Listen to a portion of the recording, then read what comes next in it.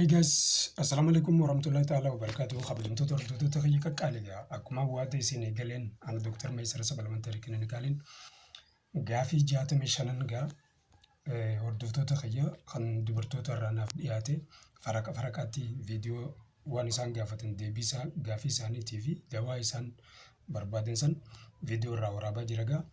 Har'a gaafii lammaffaa isinii qabadee dhufee jira. Kanaaf rakkoo dubartoota furuudhaaf gama naachuraal meedisiiniitiin sigalee wallaansa uumamaatiin takkaa'u dawaalee uumamaa kuduraa muduraa mana keessa fayyadamnu akkaataa inni itti dawaa ta'e hubachiisuudhaan rakkoon dubartoota akka furamtuuf viidiyoo kana waraabaa jira. Kanaaf dubartoonni qalbiidhaan dhaggeeffadhaan isin jaa. Obboleettiin teenya takka akkas jettee gaafii gaafattee turte. Dawaan qaama saala dubartii jabeessu. Dawaan qaama saala dubartii yeroo dhaltee booda jabeessuu fi akkasuma kan jiidha qaama saala dubartiirraa jiidha hin barbaachifne isiirraa xiqqeessu sigalee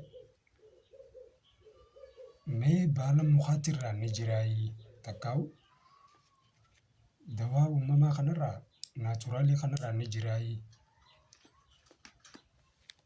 jettee gaafatte inni jira obboleettii xiyya qaalii. Kanaaf dawaan suni har'a muka tokko bareedaa wal isin barsiisuu deema. Maqaan isaa maal jedhama? Uffata giiftii jedhama maqaan isaa afaan Oromootti. Rijlul Asad jedha afaan Arabaatti illee. Karaa biraatiinis miila leencaa jedhamee beekamaa jechuudha. Kanaaf gaa biyya biyyatti wal dhabu mala sababa afaan isaatiin akkuma asirra mul'atu gaa footoo asirratti agartan kana mukni kuni bakka nyaata dabalataatti gurguran dukkaana nyaata dabalataatti gurguran kan magaalaa keessa jiru achittis bifa inni itti argaman kunoo akka asirra isin kaayaa kanatti argama. Akkasumas bakka faarmaasii wallaansaa uumamaa takka wallaansaa aadaa itti gurguranitti isin argamaa jechuudha. Kanaaf maqaan isaa wal dhabuu danda'a iddoo isin jirtaniif kanatti jechuudha. Kanaaf gaa karaa itti fayyadama isaa iddoo tarkaanfanne duratti beeksisa kiyya gurra isin caaluu godhatiin achi booda itti deebinee itti fayyadama isaa isin himaa jechuudha. Kanaaf Meesara Sabalamantarii Kilinikaalin gaa ogeessa wallaansa uumamaatiif wallaansa ammayyaa tokko godhee hojjechuudhaan dhibeelee garaagaraa dhibeelee hedduudhaaf yeroo dheeraaf wallaansa yeroo dheeraadhaaf kannaa kan ture keessattuu dhibee akka baasuu kintaarot daqiiqaa 30 keessatti baqa isaaf ilaalan maletti wallaannee walaba taasifna kottaa fayyadamaa isin jenna. Maal kana qofaa dhibee asmii dhibee saayinasii dhibee gogaa mara rakkoo gadaamee isaa wajjin wal qabatu mara sirna ragguutis dabalatee akkasuma dhimma narvii rakkoo halee rakkina tirootii fi akkasuma rakkina coggaarraa wajjin wal qabatu. Kana malees dhukkuboota hedduudhaaf wallaansa qulqullii kan irratti kan argamnu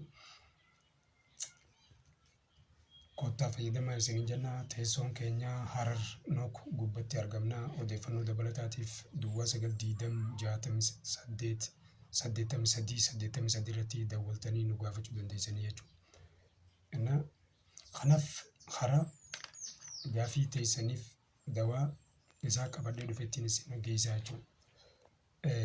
Har'a dhibee kan wallaanu deemna qaama saala dubartii eega deessee booda baatii takkitti duraa sanirraa galee eega deessee booda qaama saala dubartii kan jabeessuu fi akkasuma kan jiidha takkaa'u dhiiga silaa dhalaa yorraa dhaabbachuu baates harraa dhaabbachuu dawaan kun sigalee eega dhaltee booda dhiigni irraa yaa'uu danda'a jechuudha. Irraa dhaabbachuu diduu malaa jechuudha dubartii takka takkatti jechuudha. Kanaaf dawaa kana muka kana baala muka kanaa yooniif fayyadamte guutuurraa dhaaba jiidha qaama saalaa hin barbaachifne illee irraa hambisa irraa xiqqeessa. Akkasumas qaama saalasiitis ni jabeessaafi jechuudha. Innaa haala akkamiin godhati? Nama kuni kaasirra jiru kana uffata giiftii jedhama afaan oromootiin, akkasumas miila leencaa jedhama. Meegaa afaan adda addaatiin maqaan ani itti beekuun kana gaa'e afaan adda addaatiin yaamuu dandeessanii biqiyyuutti argama. Muka waggaa waggaan biqilu jechuudha. Biqiltuu waggaa waggaadhaan meeyruutu jechuudha. Yeroo gannitti dhufte nama meeyirtiisin biqiyyuutu. Kanaaf kana fakkaattanii ilaaluu dandeessanii isin jaagaa. Akkaataa isatti fayyadamtu immoo isa maankaa shukkaraa san xiqqaa tokko dawaa asirratti agartan kana muka asirratti agartan kana maankaa goggoosteetu urreessitee maankaa shukkaraa xiqqaa san tokko fuutee bishaan kubbaayyaa tokkotti takkaa'u burcuqqoo takka nayixee waan yeroo saniif dhuguusii ta'u jechuudha. Kan nayixee daqiiqaa 10 danfistee ibidda irratti eegee falak jee booda jalaa miirtee maxalayaadhaan jalaa miirtee bishaan inni dawaan kun kan isa danfe san akkasitti dhuydaa jechuudha. Saa akkam dhuydaa? Nyaata kan kee eega nyaattee booda dhuydaa jechuudha. Guyyatti marraa 3 dhuydaa jechuudha. Marra 3 dhuydu faxara yeroo nyaattes faxara boodaas kubbaayya tokko dhuyda. Akkasii danfifattee laaqana saa 6 boodaas eega nyaattee boodaas kubbaayya tokko dhuyda. Galgala dhugaa hiraata nyaattee boodaas yeroo rafu deemtu akkasitti burcuqqoo takka dhuydaa jechuudha. Haala kanaan hanga baatii takka itti fuftaa jechuudha. Achii booda jiidhaa sirraa xiqqeessa qaama saala keettis ni jabeessaa jechuudha. Haala kanaan itti fayyadamta. Kanaaf wanni isin galiyyuu jiraate meeseejii nu barreessuu dandeessan gama keessaatiin akkuma gaafiin nuuf dhiyeessaa turtanitti kallattiinis nu qunnamuu dandeessanii jechuudha. Kanaaf dubartoota keenya gaa rabbiin nagaa fayyaa bakka jirtanitti isiniin haa ta'uun jaa galatoomaa laayik sheer godhaa nama hedduu biraan gayaa viidiyoo tana yoo ati fayyaa qabaatee nama fayyaa hin qabne kanatti haajamu jira. Kanaaf jecha haajamaa biraan gahaa isiniin jaa maatii keenya ta'uun hin dagatinaa.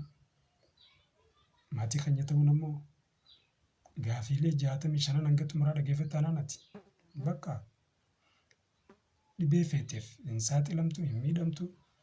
Yoo dhibeen feete si qabdellee irraa walaba ta'uu dandeessaa jechuudha dubartiiti.